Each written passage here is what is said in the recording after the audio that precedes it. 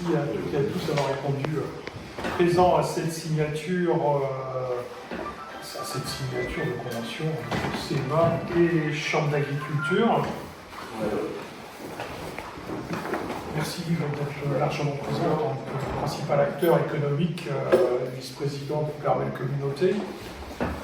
Merci à la CEMA d'être présente ainsi qu'un représentant de la Chambre d'agriculture, signataire, bien entendu, cher François. Donc vous êtes les représentants des secteurs économiques que nous on place comme majeurs, je dirais, sur notre bassin de vie, peut-être plus particulièrement qu'ailleurs. À travers les activités de vos ressortissants sont bien plus que des chiffres d'affaires que nous voyons. C'est la concrétisation du travail qui est fourni par des hommes et des femmes. La mise en œuvre de savoir-faire qu'on peut considérer comme étant quelquefois unique, souvent envié. Des éléments fondateurs de ce que l'on appelle notre marque de territoire. En d'autres termes, je dirais, les entreprises, qu'elles soient agricoles et artisanales, ne sont pas des acteurs isolés, étanches de la vie locale. Je dirais, elles sont le cœur justement de la vie locale. Les battements de ce cœur répondent aux besoins d'une population qui s'étend bien au-delà de nos frontières locales et régionales. Ils ancrent notre société sur des valeurs de transmission, de courage, de réussite locale, des hérits de la vie locale. Le partenariat entre Ploermel Communauté et les institutions que vous représentez, Chambre des métiers de l'artisanat et Chambre régionale d'agriculture, dépasse depuis bien longtemps les conventions que nous allons signer ensemble d'ici quelques minutes. Mais les moments comme aujourd'hui sont indispensables. Ils permettent de répéter, de renouveler ce qui sont des liens forts qui nous unissent. Comme le dit l'adage, souvent, ça va encore mieux en le disant. Les programmes d'action présentés dans les documents qu'on va signer visent à mettre en cohérence les atouts de notre bassin économique. D'abord, des hommes et des femmes compétents et consciencieux, des espaces et des infrastructures de haute qualité, et enfin un environnement adapté. Fort de ce constat partagé, on peut tous nous engager ensemble dans la préservation, la valorisation et la transmission de ces patrimoines communs. Côté agriculture, j'en prendrai juste quelques défis qui deviennent de plus en plus prégnants pour illustrer mon propos. Le secteur agricole n'attire pas suffisamment de bonne volonté, malgré l'amélioration des conditions de travail et le maintien des formations de qualité. Je pense particulièrement au lycée Latouche, ici sur notre territoire.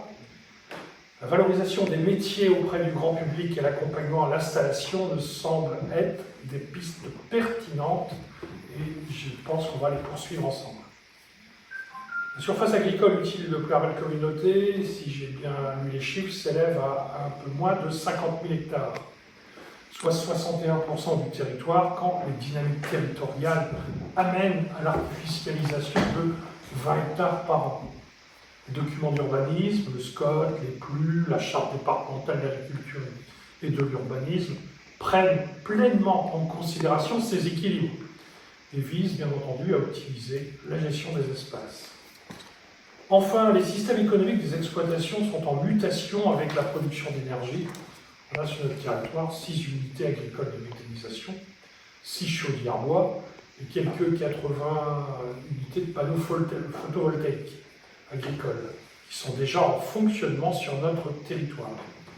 L'agriculture se réinvente chaque jour et nous sommes prêts à, bien entendu, accompagner ce mouvement de fond. En ce qui concerne l'artisanat, Ploermel Communauté, la Chambre des métiers et de l'artisanat s'engage à mettre en œuvre des conditions favorables au maintien, au renouvellement et au développement économique des entreprises artisanales locales. Ploermel Communauté compte un peu plus de 1200 entreprises artisanales actives, avec une forte prédominance des services et du bâtiment. Cette dynamique entrepreneuriale soutenue peut toutefois paraître fragile, car elle compte une proportion importante de micro-entrepreneurs. Le profil de l'entreprise artisanale étant très diversifié, les accompagnements doivent l'être également. Le programme d'action que nous avons élaboré est particulièrement riche et fourni. Ceci afin d'essayer d'apporter des solutions à chaque situation. Parmi les défis de l'artisanat, j'en retiendrai un qui me semble particulièrement saillant. Le vieillissement des dirigeants et son pendant, la transmission d'entreprise. C'est pourquoi le plan d'action présenté dans la Convention se décline en deux axes. La transmission et le recrutement, ces deux axes forts. Je laisserai à Yves Chal le soin de les aborder plus en détail. Vous voyez, ces deux programmes d'action ont un point commun. La consolidation du tissu entrepreneurial par l'accompagnement et la transmission et l'installation. Sur le territoire, de nombreux départs à la retraite dans les prochaines années sont annoncés au sein des secteurs agricoles et artisanal. Un tiers de nos artisans ont plus de 54 ans et 275 agriculteurs ont plus de 56 ans. Leurs outils, leurs expériences et leur savoir-faire sont des richesses techniques et surtout humaines qui nous semblent incommensurables. Nous voulons actionner les bons leviers pour valoriser ce patrimoine auprès des plus jeunes. Il ne s'agit pas ici de se lamenter sur les départs à la retraite, plus bien mérités d'ailleurs après une vie de travail exigeante. Nous cherchons comment associer ces différentes générations pour gagner le pari du renouvellement des acteurs économiques. Je dirais félicitations, cher Yves, et vous aussi, représentants des chambres consulaires, pour ce travail minutieux. D'ici quelques instants, je signerai bien entendu avec plaisir et fierté ces conventions dont j'attends, tout comme vous, beaucoup de fruits, beaucoup de réponses, beaucoup de fruits concrets pour nos habitants et nos entreprises. Je vous remercie. Je vous laisse la parole.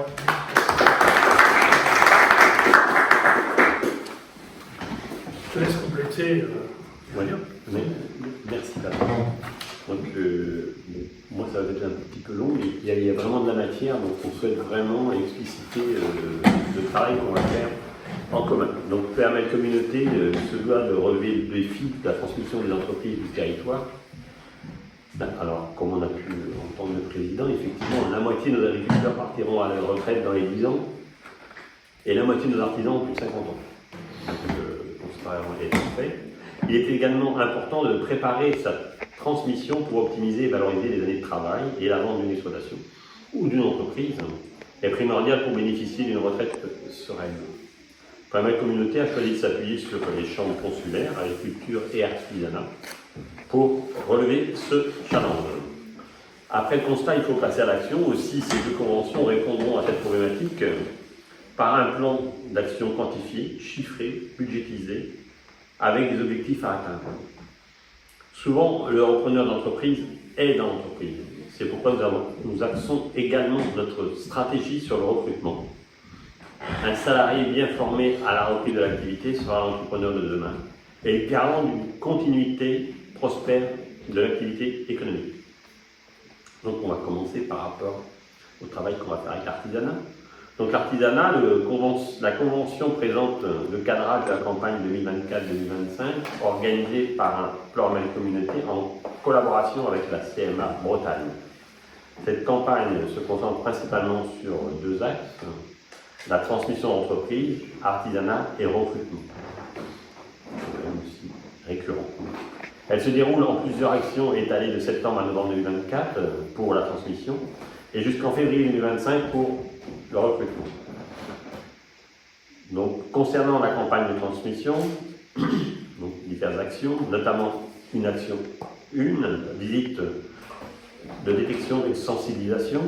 Cette première phase consiste à identifier les entreprises disposant d'un potentiel de transmission, soit environ 50 entreprises sur le territoire, avec une attention particulière, comme on a pu l'évoquer, pour le secteur du bâtiment.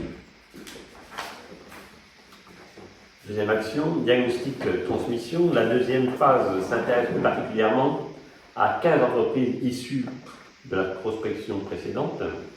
Un diagnostic détaillé réalisé pour chacune d'entre elles avec un questionnaire spécifique pour évaluer les modalités de transmission, interne, externe ou croissance externe.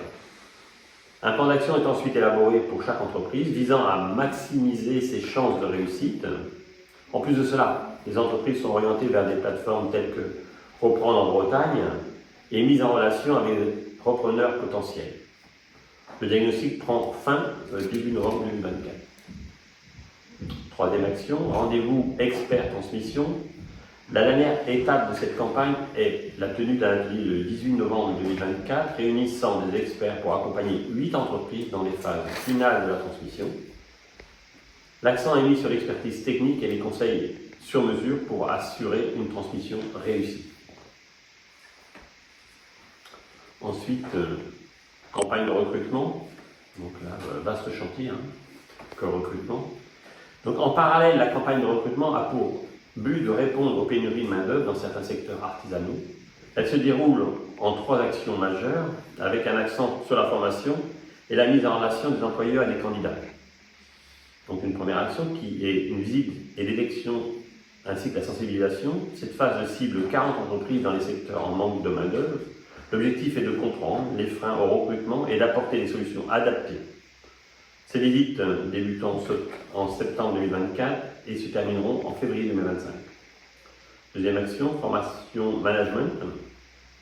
Une fois les entreprises identifiées, 15 d'entre elles participeront à une formation en management prévue pour février 2025. L'objectif est de les doter de compétences nécessaires pour mieux gérer le recrutement et fidéliser leurs employés. Une troisième action, événement de mise en relation employeur-candidat. Un dispositif innovant appelé du stade vers l'emploi sera mis en place en juin 2025 au stade de remise Pléhermel, en partenariat avec France Travail et le Rugby Club de Vannes. Cet événement a pour but de favoriser les échanges entre recruteurs et demandeurs d'emploi dans un cadre détendu à travers des activités sportives et de lever les freins au recrutement. Je ne ferai pas partie de l'équipe. Peut-être Patrick. Voilà, peut-être arbitre. Donc, concernant le volet de l'agriculture, donc, le Conseil régional de Bretagne a mis en place une stratégie pour l'installation et la transmission en agriculture, validée en décembre 2022. Cette stratégie vise à préserver et restructurer l'usage du foncier agricole, tout en améliorant la transmissibilité des exploitations agricoles. Actuellement, seulement une ferme sur 3 proposée à la transmission est reprise pour la création d'une nouvelle exploitation. Cela souligne l'importance d'accompagner les cédants sans successeur et d'aider les jeunes agriculteurs à s'installer. Donc, mise en place de l'expérimentation. Afin de résoudre ces problématiques, la région Bretagne a mandaté la Chambre d'agriculture de Bretagne pour créer des cellules foncières dans des zones ciblées. Donc, la même communauté est la première à bénéficier en 2023. L'expérimentation se poursuivra dans d'autres secteurs du Morbihan en 2024 et 2025. Donc, objectif de la cellule foncière. La cellule foncière qui sert de lieu d'échange entre acteurs publics a plusieurs objectifs. Premièrement, c'est sensibiliser les cédants à la transmission et les accompagner avec des outils adaptés aux enjeux locaux.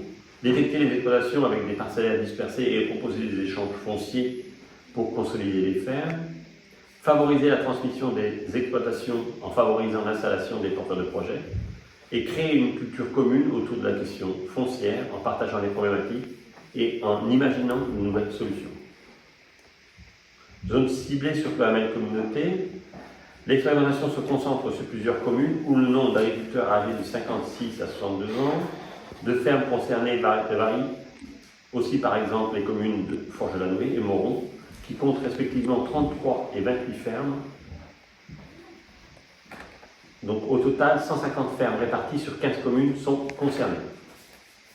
Donc les actions prévues. La Chambre d'agriculture propose les actions suivantes. La création d'une cellule foncière avec 3 ou 4 réunions sur l'année. Étude et repérage des cédants et de leurs intentions.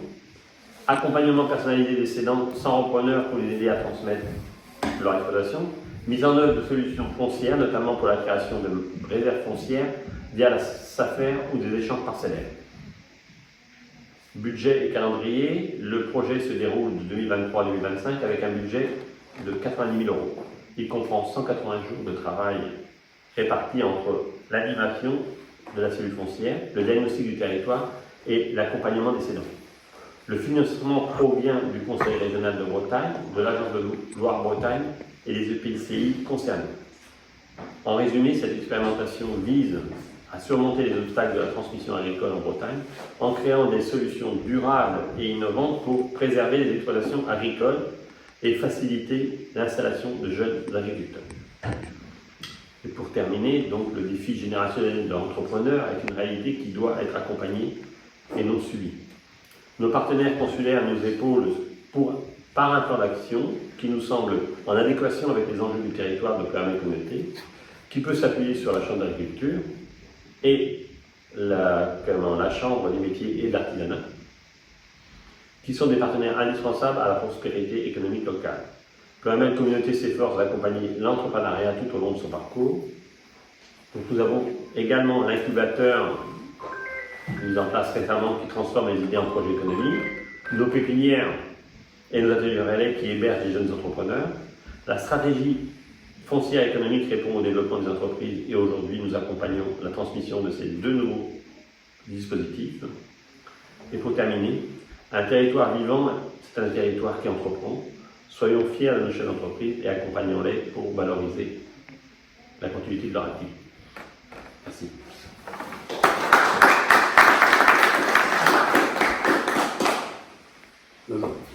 Quelques mots pour déjà vous remercier, Pleuhermel-Communauté, pour cet engagement que je trouve, c'est vraiment l'occasion de montrer aux entreprises artisanales qu'ils ont autour de toute une équipe qui les accompagne.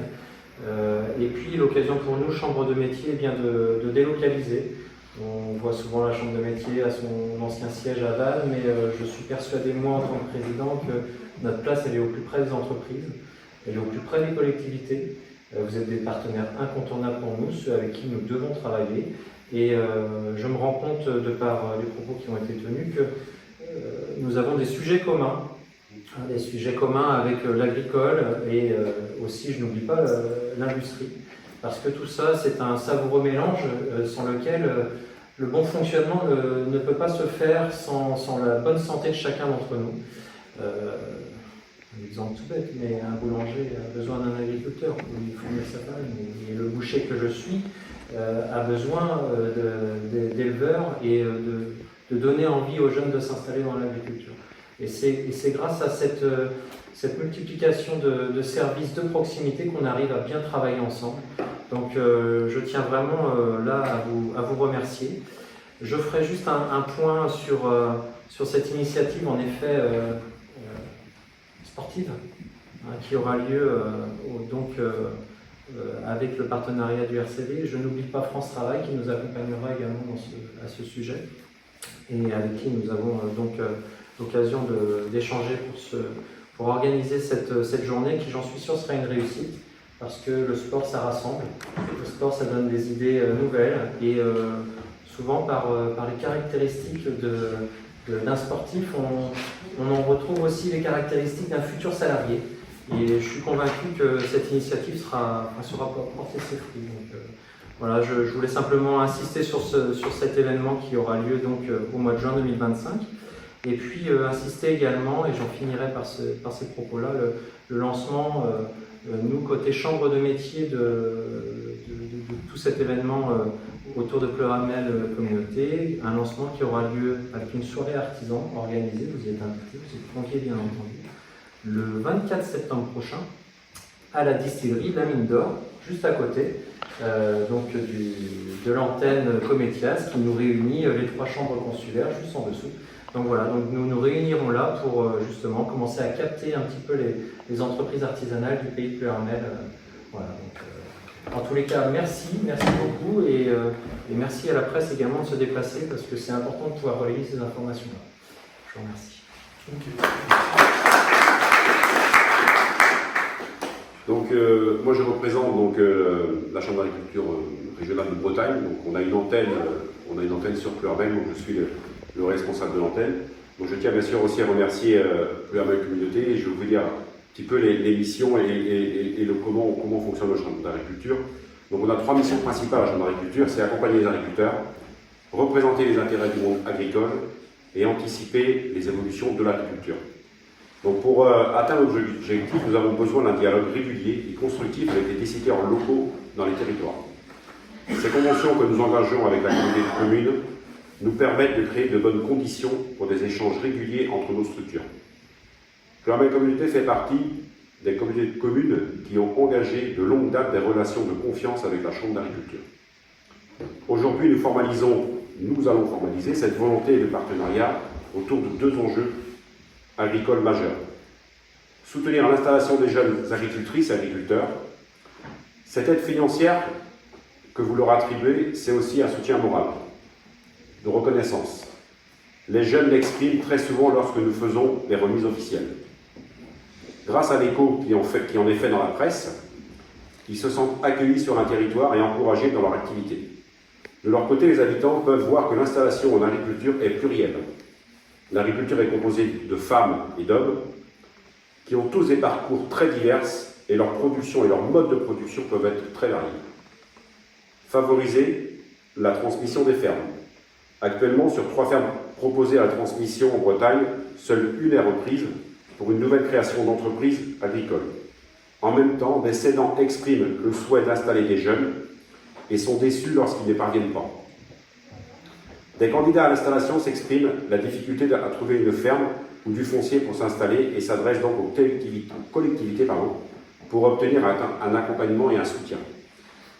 Nous allons donc démarrer un travail expérimental sur ce sujet avec une communauté de communes par département en Bretagne. Dans le Morbihan, nous avons proposé ce travail à Pluriel Communauté. Avant de terminer, je vais en profiter pour annoncer les prochains rendez-vous dans le cadre de ces actions. Il s'agit de réunions d'information sur le foncier en agriculture. Elles s'adressent aux agriculteurs des zones à enjeu que nous avons prédéterminées sur Pluriel Communauté. Notre juriste sera là pour répondre à toutes vos questions. Donc le 3 octobre, 10h30 à Guégon, le 3 octobre, 14h à Méniac, le 15 octobre, 10h30 aux Forges de la Noé, et le 15 à 10h30 et le 15 octobre à 14h à Moreau. Je remercie encore chaleureusement Pluriel Communauté pour la qualité de partenariat engagé ensemble au service de l'agriculture et des agriculteurs. Merci.